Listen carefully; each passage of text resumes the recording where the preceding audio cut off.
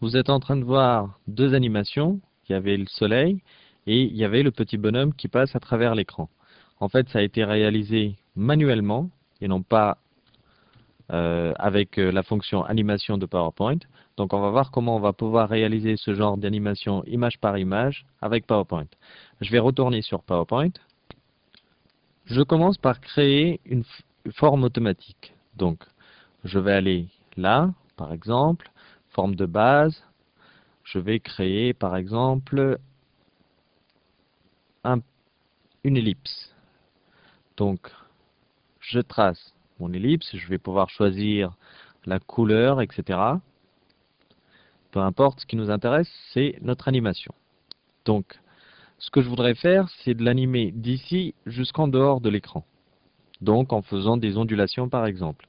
Donc, pour ça, ce que je vais faire, c'est que je vais copier-coller plusieurs fois jusqu'à obtenir cette forme d'ondulation jusqu'à l'extérieur de notre écran. Donc, je vais utiliser des raccourcis, CTRL-C ou pomme-C pour copier et CTRL-V ou pomme-V pour coller. Donc, CTRL-C et je vais le coller. Et je vais pouvoir le déplacer pour réaliser cette forme d'ondulation. Donc je peux faire CTRL-V, CTRL-C, CTRL-V, mais il y a aussi l'autre possibilité de rester appuyé sur CTRL ou sur pomme. Il y a un petit plus qui apparaît. Donc là, il suffit de glisser, déposer pour créer une nouvelle forme. Donc ça revient au même de copier, coller que de faire ce système-là. Donc on va préférer ce système-là pour aller plus vite. Donc je vais créer très rapidement les formes d'ondulation. Donc voilà. Maintenant que j'ai réalisé cette manipulation, ce que je vais faire, c'est que je vais choisir toutes ces formes en même temps, en glissant, déposant avec la souris. Donc je choisis toutes mes formes.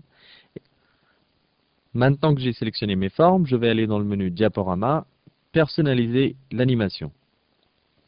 Ici, dans Animation et son entrée, dans Effets, je vais choisir Flash. Et ici, je vais pouvoir choisir rapide, moyen ou lent. Attention aux plateformes parce qu'on n'a sûrement pas les mêmes options sur un Mac ou sur un PC. Donc ici, je vais choisir lent et je vais dire OK. Et je vais cliquer ici pour lancer mon diaporama. Et à chaque fois que je clique, l'animation se joue. En fait, pour éviter ça, je vais revenir ici. Je vais aller dans Diaporama, personnaliser l'animation. Je vais aller dans Ordre et minutage.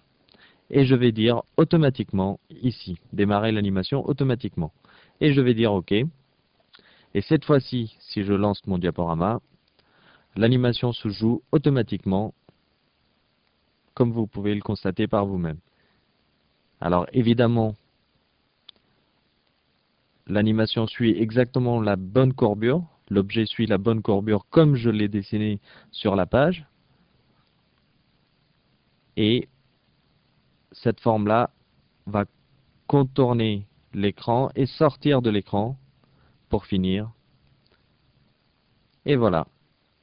Donc voilà comment, en copiant-collant la même forme plusieurs fois dans une seule vignette, dans une seule diapositive, pardon, on va pouvoir créer une animation en utilisant, dans les paramètres de l'animation, on utilise Flash et on lance l'animation automatiquement.